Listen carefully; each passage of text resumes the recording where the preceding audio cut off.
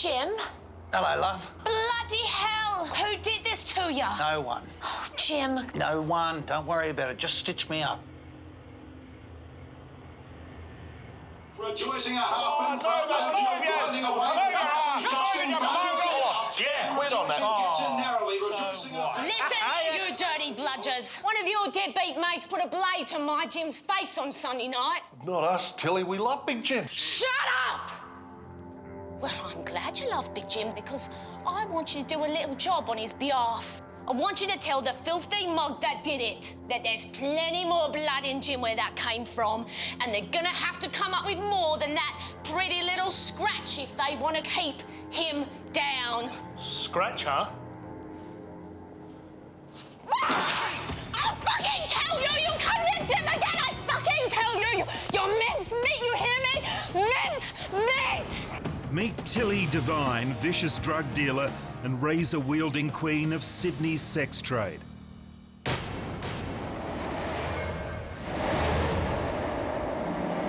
Tonight we meet the real woman behind the legend of Tilly Devine, Madam Razor. Tilly had a violent temper and mercilessly controlled and dominated others. Arriving in Australia after World War I, Tilly fearlessly fought her way to the top of Sydney's underworld, destroying any ideas about women being the weaker sex. Tonight, through first-hand accounts from family members, dramatised scenes and expert analysis, we examine the life of Sydney's First Lady of Crime.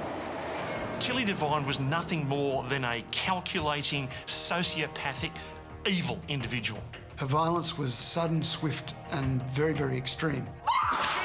She fought on the street, she fought in cafes, she fought in the bedroom with husbands, she fought. I want you out.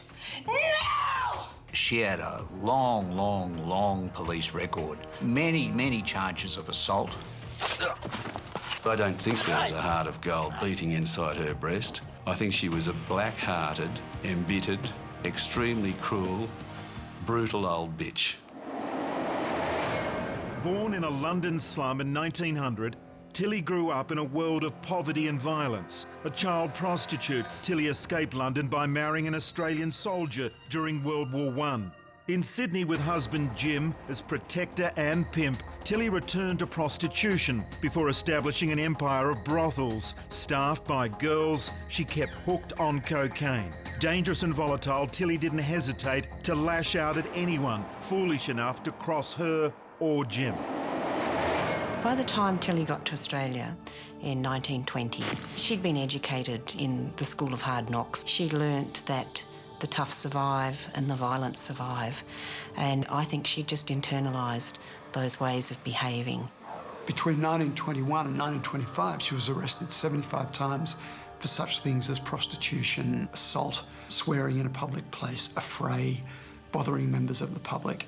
The most minor little bit of daily friction with Tilly could turn into a fight, could turn into a screaming match. She quickly learned that you had to be as tough as the men in Sydney, and this was extraordinary for that era because there were very few women who did anything other than what they were told in those days. She didn't hesitate to look after herself by throwing punches or even slashing people with razors, because for her that was just the way you got by. Tilly had been educated in the School of Hard Knocks and quickly learned violence was a very effective means of getting what she wanted. She grew up in a very violent part of London in the late 19th century. She'd have seen people stabbed, cut. This is the home of Jack the Ripper. This would have been fairly normal sort of behaviour in the speakeasies, the grog slice shops, the brothels, and even the street of South London at this time. All she simply did was acquire those skills and transport them with herself to Australia. I mean, we're talking about the mid-1920s here. I mean, women were not allowed in pubs. You know, they had to sit outside or sit in the parlour or whatever. And then to have this woman just arrive on the scene, and she was taking no truck from anyone. She was out there with a razor in her hand and she was out there to go and hurt someone. That was unthinkable at that time. In the 1920s, the government made it illegal to carry a firearm, so Sydney's gangs quickly adopted the razor as their weapon of choice. A blade terrifies people in a way that even a pistol doesn't. To be a razor wielder is to assume a different kind of street identity. People came away needing 30 stitches or, you know, bled to death afterwards, or came away horribly disfigured. These razors were a diabolical instrument. They were unimaginably sharp, sharper than any kitchen knife that a chef might have, and easily concealed and terrifying. Tilly also was adept with a razor, as the gangsters of Sydney quickly discovered. One particular fellow knew that he was about to be paid back by the Divine Gang, and he was sitting at a barber's chair one day, and Tilly herself came in with a razor and slashed this guy's face apart. He would have known that he was going to get payback somewhere along the line, but the idea that this woman, this small woman, would come in with a razor and actually do it herself, that's another level. Many of the convictions that she'd gathered in Australia since she'd arrived in 1920 were for violent acts. So when she slashed Sydney Cork with a razor, it was not out of the blue. It was completely in character for her. To be actually capable of walking in off the street when you see a bloke reclining in a barber's chair and setting about him with a cutthroat razor and slashing his face to ribbons, it's not everyone that can actually do that. You have to have a deeply rooted capacity for violence and brutality. You are fucking mate! Violence is part and parcel of that working culture. It's not like it's, you know, some boudoir somewhere. It's a pretty terrible culture, and you get exposed to a lot of awful things. Tilly loved to fight, a habit that lasted a lifetime, and she would resort to violence at the drop of a hat. Tilly didn't absent herself from the action in ladylike fashion. Whether she got a kick from it, we don't know. I think it's likely that she did. She was known for her physical violence on the street.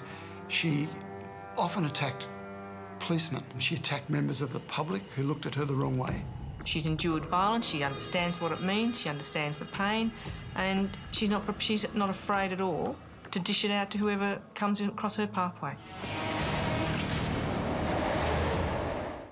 Matilda Mary Twiss, or Tilly as she was known, was born in Camberwell, a notorious London slum, on the 8th of September 1900, in the final year of Queen Victoria's reign.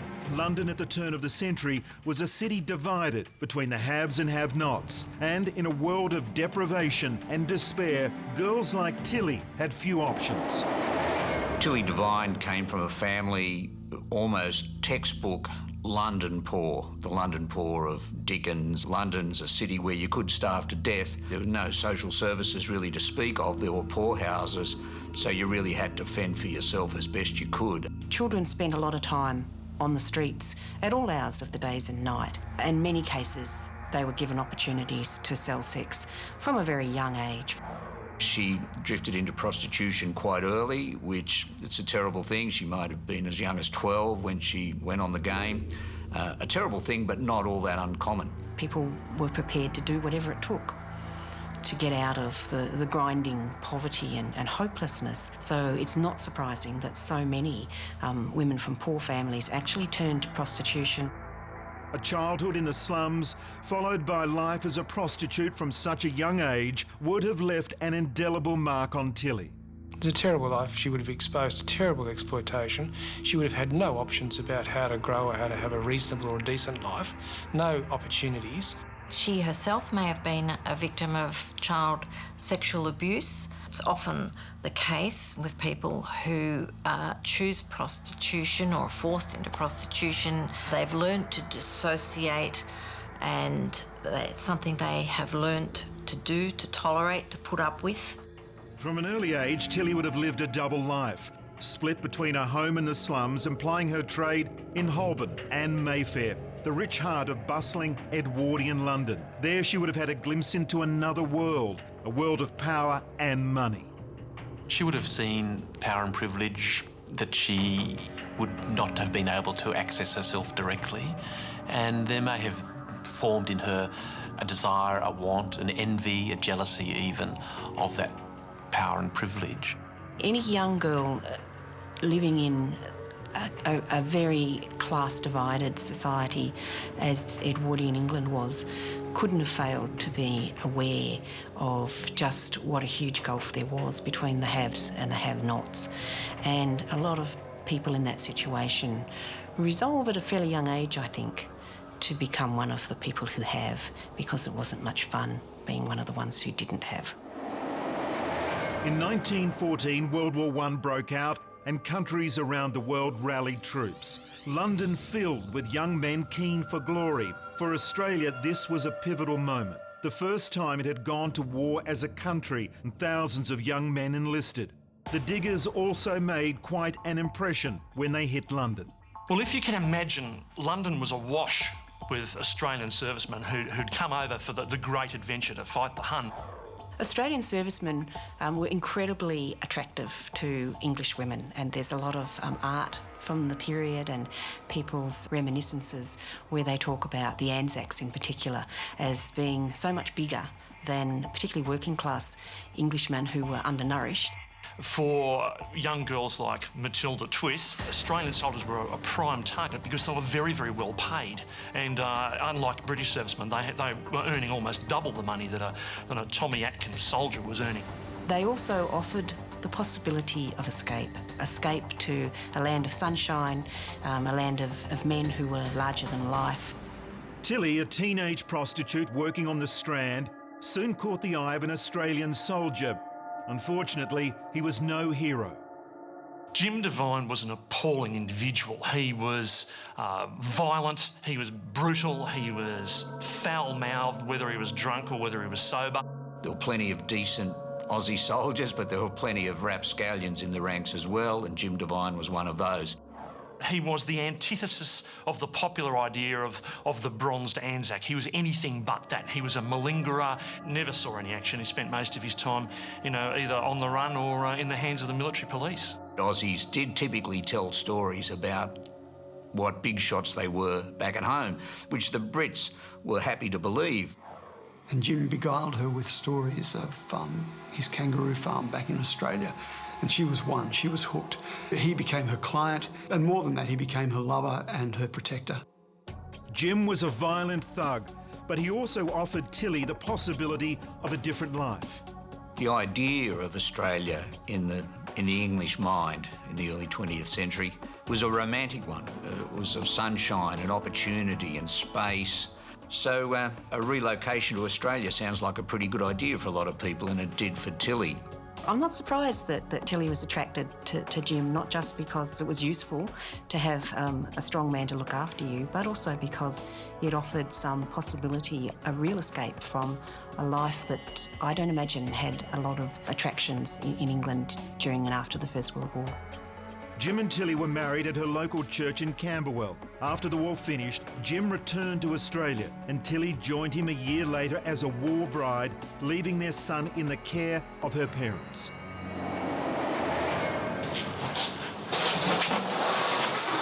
So where's Condobolin from here?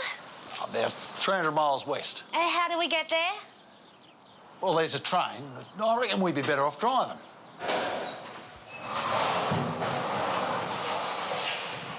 Have we got a car? Not yet, but I've got a bloke who... Well, get me on a fucking train, Jim. I'm not staying in this flea pit. Hold your horses. You can't just lob. Oh, there's a few things we've got to sort out before we go out there. What have you been doing for the past year, Jim? You came ahead of me so you could sort all this out. I've been making a living, that's what. Oh, great, a living. And what you got to show for it? This place? What have you done with the rest of the money you've made? Fair go, love. Hasn't been easy. What, with all the diggers coming back looking for work? Just answer me one question. Is there a farm at Condobolin? You lying bastard, you utter cock! You made me come halfway across the bloody world for a better life! And look what you've come up with! Darling, calm down. This is all part of the plan. Oh, you got a plan, have ya? A little bit of hardship now means a lot of luxury later. That's the plan. No bloody farm, well, that's just great. Darling, you know what you're good at. You've got to do a bit of work on your back. We get some coin together, we make a life for ourselves here in Sydney. I knew it. Back on the bloody game. You're not seeing the bigger picture, darling. With what you've got underneath your skirt and my muscle, we can take this town by the scruff of the neck. So just after the First World War, Jim Devine sails back to Australia, and a year later, Tilly follows him out, and they're married. But the first thing he does is he pushes her into prostitution again. It's the same old for Tilly, basically, except now it's not the Strand, it's easygoing Sydney, and she's got the survival skills of a person who started prostituting at 12 years old in the toughest city in the world. She may well have been disappointed when she found out there was no kangaroo farm. But I think she knew exactly what she was getting into. A little bit of hardship now means a lot of luxury later. That's the plan. No bloody farm, well, that's just great. Darling, you know what you're good at. I suspect she thought that she was leaving that life behind and coming to a life of comfort in Australia.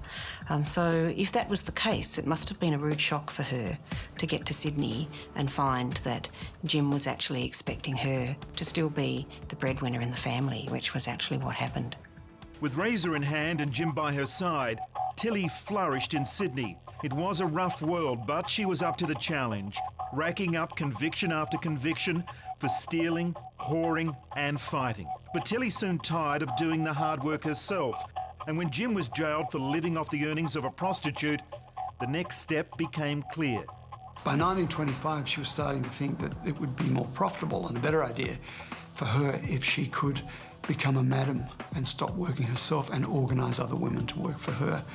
She started investing some of the money she made into a series of terrace houses down in Palmer Street in Woolloomooloo, and she got onto the other side of the game where it was getting other people to do the work while she gained the proceeds. In the early 1920s, Tilly plied her trade on the streets of Sydney before doing a stint in Long Bay Jail for slashing a man with a razor. Unrepentant, Tilly emerged from prison with a plan. At that time, it was illegal for men to live off immoral earnings, but the law made no mention of women. The legislators simply couldn't imagine a woman would be wicked enough to run a brothel. They hadn't reckoned with Tilly Devine. It's kind of ironic that a sexist law that forbade men from running houses of ill repute opened the door to an entrepreneur like Tilly to open houses of ill repute run by a woman. She's only barely in her 20s herself, Tilly Devine, but she's had years of experience as a prostitute. She knows prostitutes, she knows their clients, she knows how prostitution works, she knows how brothels work, she knows that you need protection, you need punters, and you need to look after the girls. She can do all that. And she also realises that if she gets young girls into the trade and can get them to keep working for her, then that's where the profits is. Unfortunately, she starts to take advantage of and prey on the very people that she used to be one of them herself. What Tilly learnt from her experience of exploitation was that she didn't want to be exploited again. If there was going to be any exploiting, she was going to be doing it. As she expanded her network of brothels, Tilly also began dealing cocaine. For Sydney was in the grip of a drug epidemic. In the 1920s and 30s, Australians had the highest per capita consumption of cocaine in the world. Used on the battlefields during World War I, soldiers returned with a taste for the drug, and the explosion of the jazz era saw cocaine become a sought-after party drug. This is the roaring 20s, it's the jazz age, and there's whole new ways of being in public. There's dance halls and dancing, and cocaine seemed to fit very well with that lifestyle. Well, like many of the illicits, including heroin, cocaine was available widely in a range of different preparations. Some of these were for medicinal purposes, but some of them were just, cheap tonics, give you a bit of a kick. Australia, following pressure from the US, criminalised cocaine in the mid-20s. So it went from being something, handed out pretty freely in Sydney chemists to an illegal drug overnight. Once it was criminalised, that provides an opening, of course, for illegal activities. And Tilly, again, was right on to that opportunity and became very involved in distribution of cocaine as part of her prostitution business. Always the entrepreneur, Tilly expanded into large-scale drug dealing and started paying her girls in cocaine. Cocaine use becomes rife in the brothels, and these girls become Tilly 10 years earlier, where she's now enslaving them into the very trade that she has finally moved up from and is making her money now out of a whole series of much younger girls working in her brothels, addicted to cocaine and ensnared in an almost endless trap. Tilly's empire was based on the worst form of slavery imaginable. The women who worked in her brothels became addicted to cocaine and were forced to sell themselves over and over again to earn their next hit, which they'd have to buy from Tilly. It would have been a vicious circle. Cheers, love. See you next time.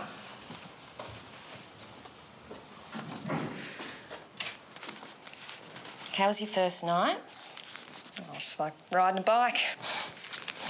How many did you see? 7. That last one was lovely too. I reckon he'll be back. Good dear, good dear. Oh, sun's coming up. Might go home and get some shut-eye. Oh, that's a good idea, my darling. Oh, you'll be wanting to settle up then. Yeah, read my mind. Is that dope? No, I don't use it. You will, darling. But I need Reddies. I got rent to pay and a baby to feed. This is better than Reddy's, and you can sell it for much more than I can pay you. I haven't got time to sell dope. Oh, it doesn't take much time. Your best customer is lying there on top of you. One snort of this, he'll be wanting to stay all night. That's not the way I want to work.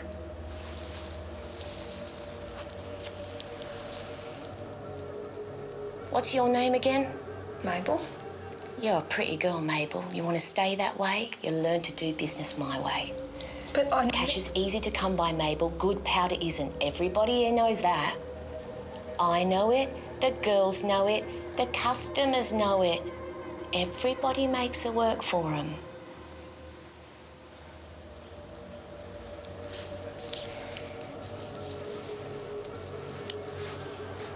But don't sell it all, darling. You'll find a little snort helps make the fattest, smelliest, drunkest fellas a little bit more tolerable.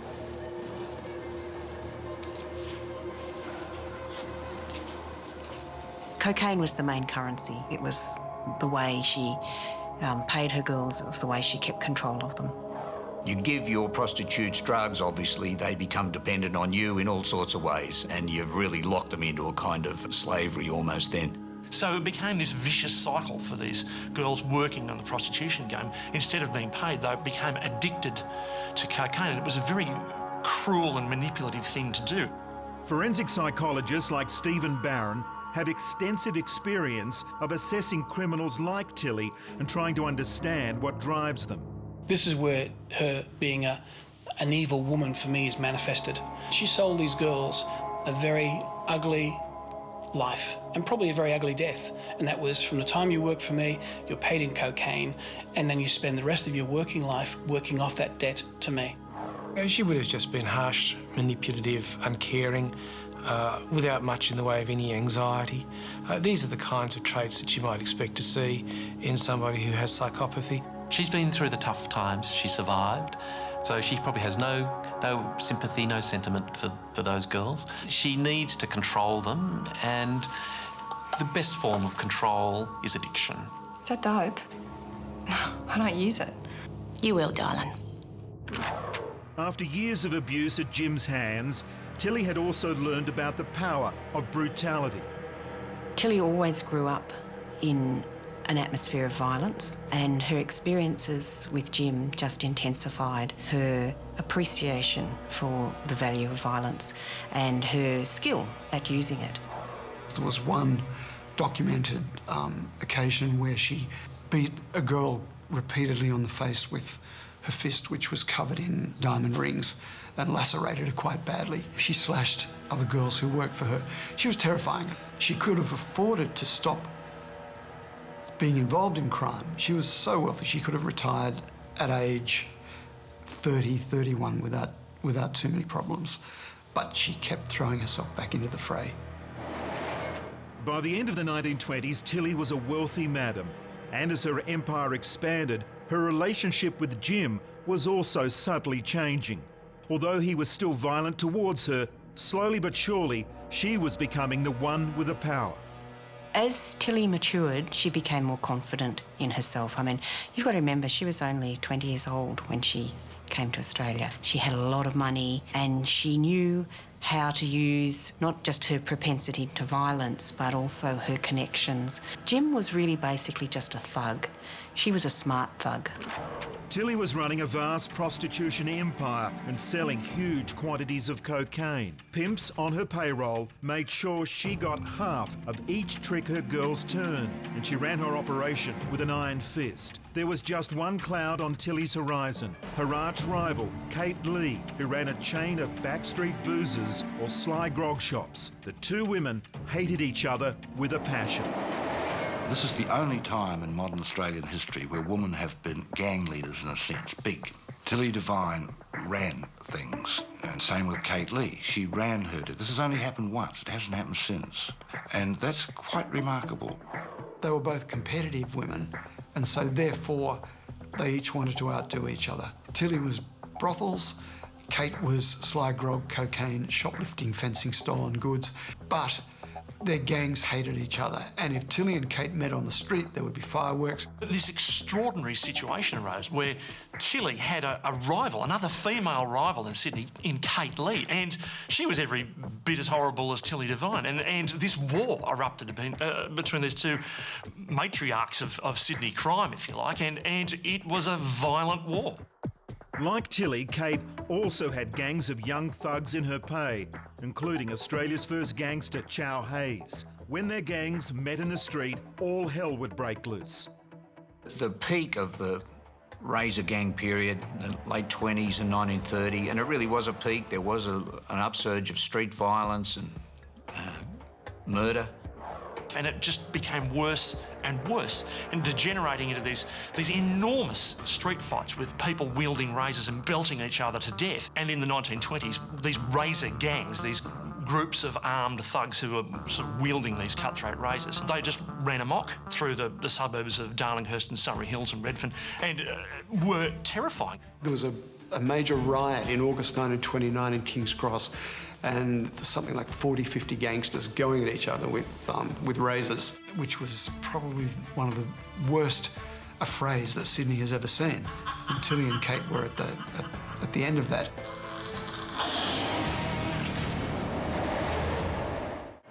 In 1929, while Tilly and Kate fought on the streets, the world was sliding towards a global crisis, the Great Depression.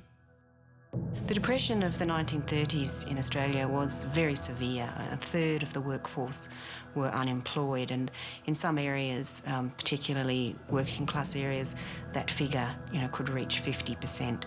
So that affected families, it affected women as well as men, and it meant that there was less cash floating around, there was less demand for prostitution, but more reason for women to engage in it. While millions struggled, Tilly thrived during the Depression, getting rich, exploiting women, desperate to make a living. As a family member, George Parsons recalls Tilly enjoyed flaunting her wealth. I remember it coming to the house when I was a small boy, like a ship in full sail, a lot of clothes, wore a lot, very colourful clothes, covered in jewels. First person I ever saw that had jewellery on their feet. I remember speaking to a couple of members of her family that talked always about how beautifully made up she always was, how beautifully styled her hair was, and how every time they saw her she was wearing furs and she had rings on every finger and she looked very glamorous. She was also extremely powerful, and she had a bodyguard with her regularly. He was a charming bloke. We liked him as kids, called Skinny. Obviously, he was far from that. We knew he had a gun because he had it in the shoulder holster. And one day we asked him whether we could play with it. And he said, no, kids, no. And she said, I'll take the bloody bullets out of it. Let the children have it.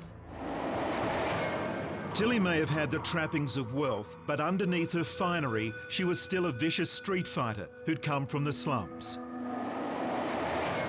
Look, I know it's only Balmain, but it's a nice stone cottage.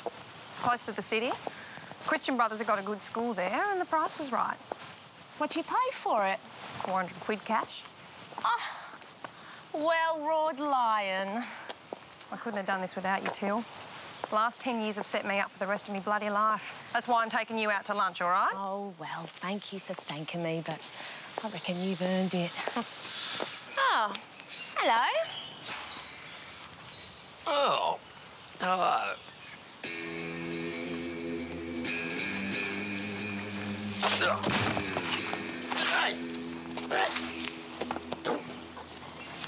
Give me that. Hey, can you give me that? I need to get a cab home.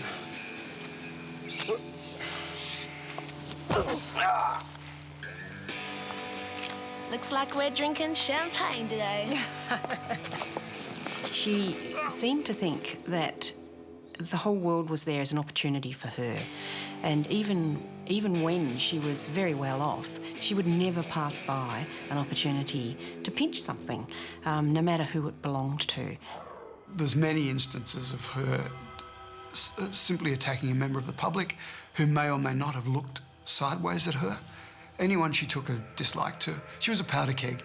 So she didn't seem to have any sense of remorse, or that people who were drunk in the street, really shouldn't be exploited. For her, it was almost as though they deserved it because they'd crossed her path.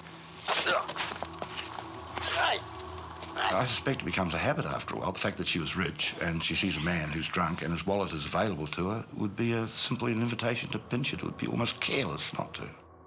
The thing about Tilly Devine was, as she got older, she didn't get any smarter. She never lost the basic violent nature that she had. There were many instances reported where she would, at the drop of a hat, exhibit violence even as she was now a middle-aged and older woman, because it came naturally to her. She was the same street-smart street prostitute that she was in London as a young girl. And those skills wouldn't have abandoned her. And she would have slipped the boot in because that's what you did. That's how you maintained your credibility. By the end of the 1930s, Tilly's vice and drugs empire was making her incredibly rich. The London street kid courted respectability and acted as socialite.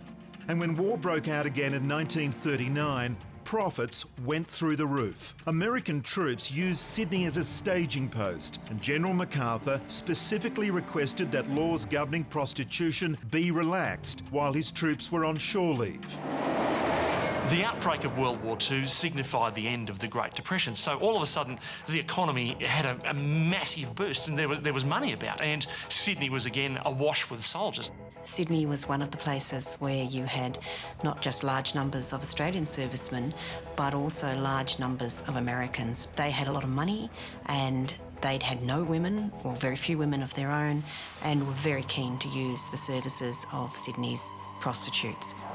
Tilly, she embarked on the sort of salad days for her, I guess. She had brothels opening up and she had girls working around the clock. So the money is just rolling in, and what's more, suddenly, if there was a blind eye turned towards prostitution and sly grog before, there certainly was during the war, because this was keeping the spirits up of the people who were defending the country. So it almost becomes in the national interest.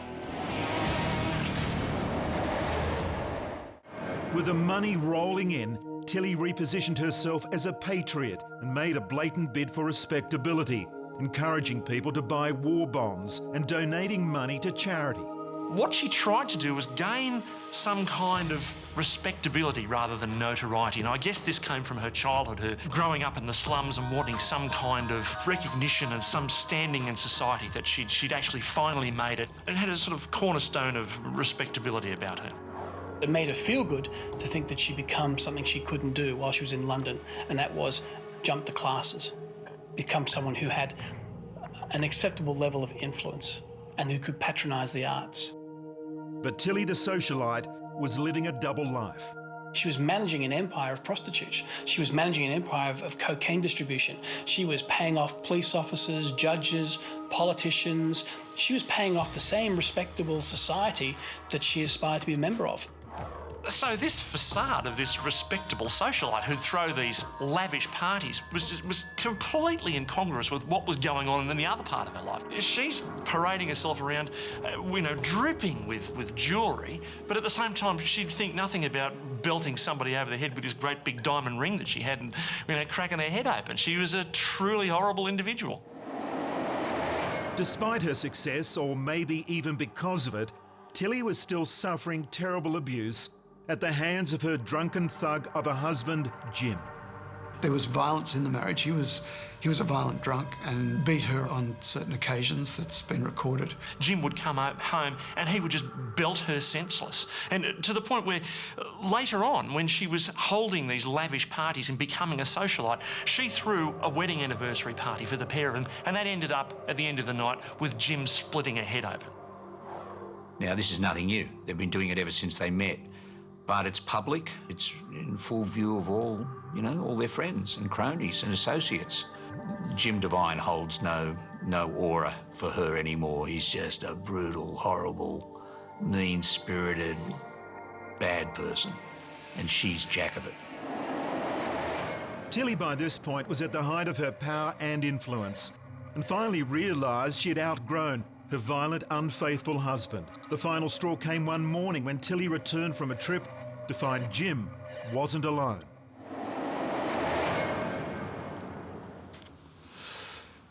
Hey, how about getting us a beer? It's 11 o'clock in the morning, you blood jar.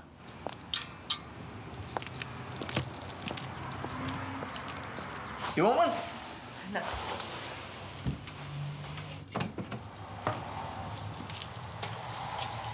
Wait here, I've got another fare for you. Hello, Mabel. Bringing your work home, I see. Till, wait! Jim! Get your pox-ridden old fella out here! Tilly? Well, it's not motherfucking Christmas. Till, it's not what you think. No? And what do you think I think? She had too much to drink. Oh, shut up, you big oaf, before you get yourself into even more trouble. You tell Mabel you got the jack? Mabel, go. Never darken my doorstep again. Oh, Till. Get out of my house!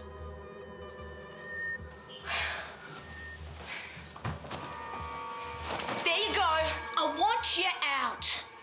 Now! Where am I supposed to go then? I couldn't give a tuppenny fuck! But you better make up your mind or you'll be going out feet first. So after 3 decades of being used as a punching bag nearly every night by her despicable husband, Tilly says it's over. The marriage is finished.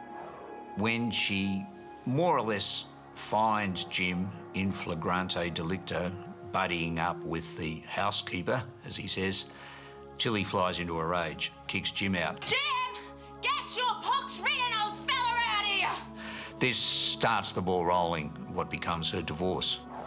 This actually marks a turning point where Big Jim Devine is probably past his use-by date as far as a fit, young, athletic, standover man. Tilly realises this. She's had it with him anyway, and she's basically decided, I'm moving on. Jim had outlived his usefulness, and Tilly, in typically bloodthirsty fashion, delivered her signature parting gift in person at the end of a razor. Soon after Jim Devine being slashed after he'd broken up with Tilly, Tilly filed for divorce.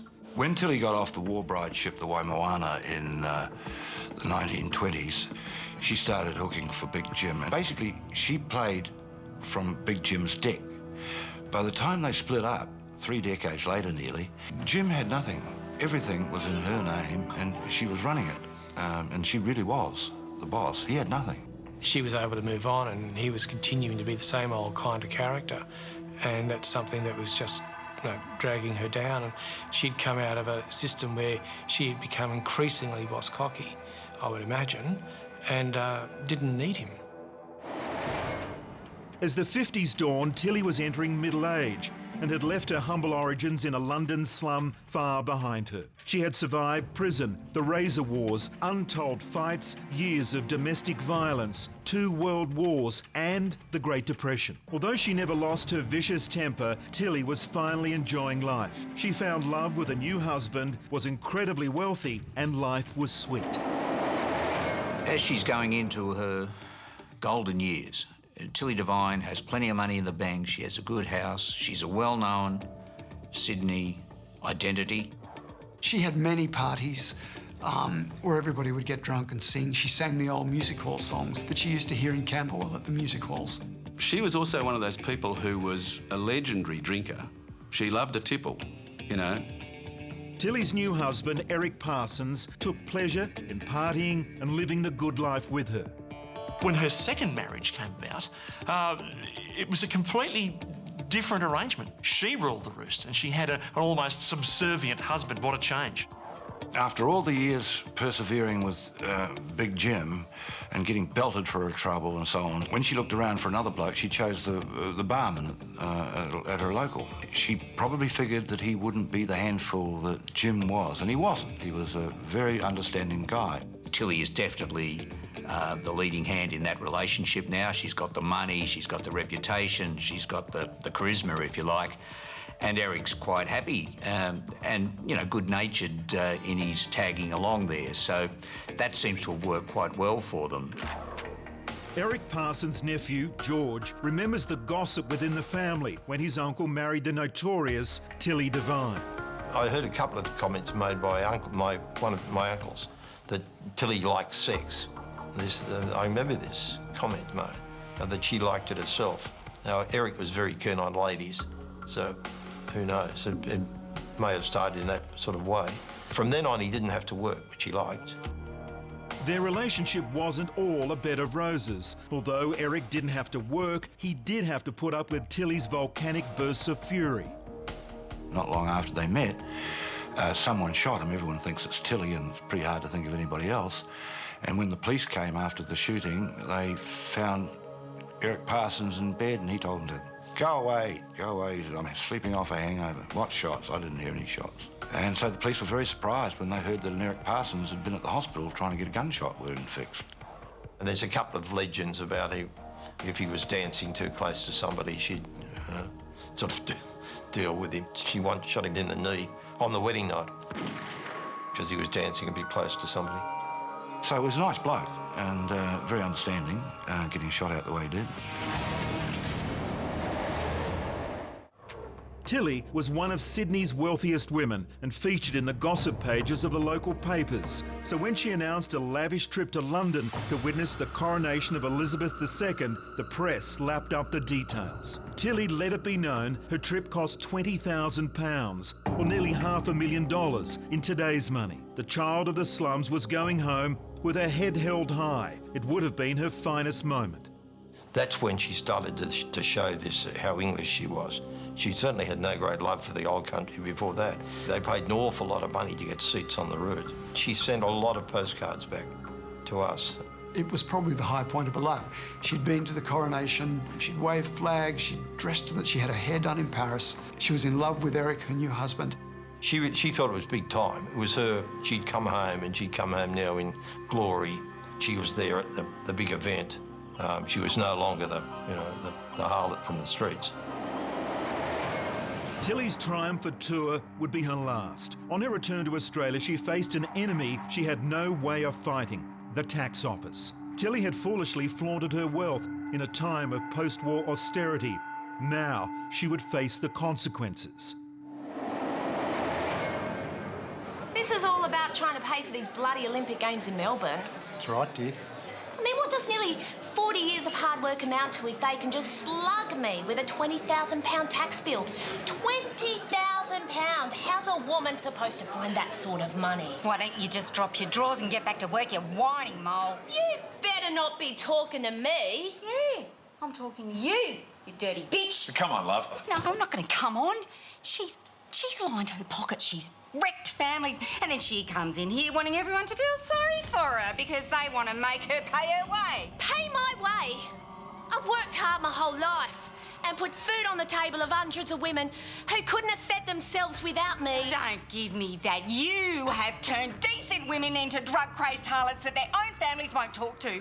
And then you swan off to the coronation of Lizzie Windsor. I wouldn't be surprised if you gave Phil the Greek a gobble for 10 quid. Well, you ought to give your old man a gobble, and I wouldn't have to. Settle down, dear. Pay your tax, you filthy slut.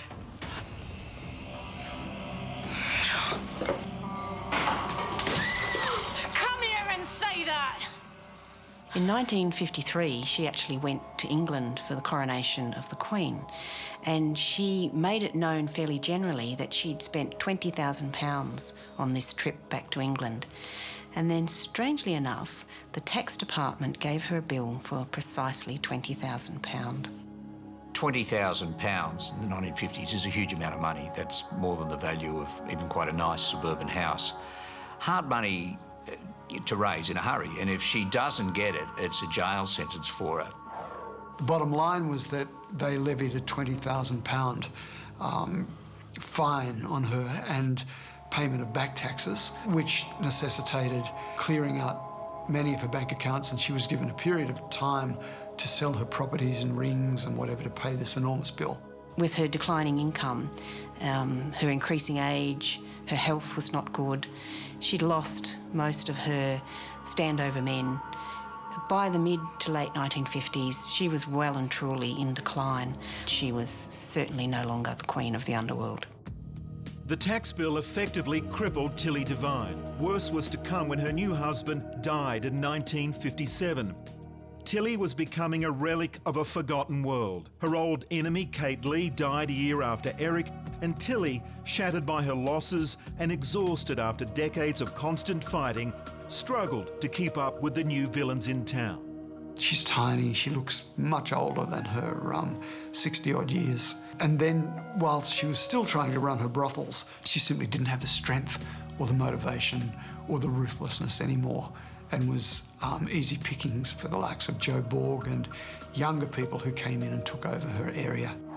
Organised crime was completely reinvented in the 1960s and 70s.